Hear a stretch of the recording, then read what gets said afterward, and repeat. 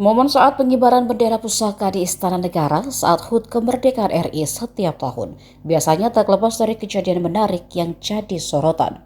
Tahun lalu contohnya, saat pembawa baki bendera pusaka Lili Indiani Suparmarwenda alami insiden sepatu lepas.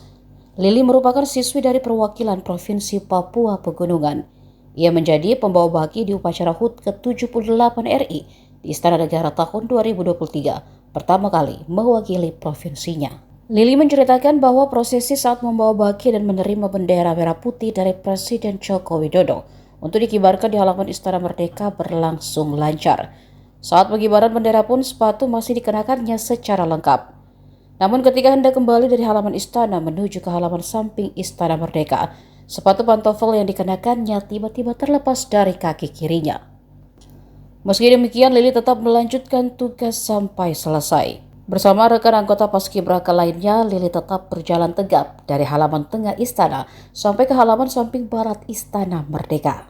Remaja kelas 2 SMA Negeri 1 Wamena itu mengatakan dirinya sudah diajari oleh pelatihnya soal bagaimana mengatasi situasi krisis yang tak terduga saat menjalankan tugas.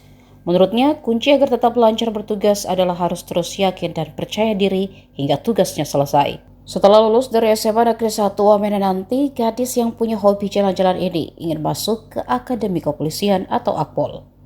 Download Tribun X sekarang, menghadirkan lokal menjadi Indonesia.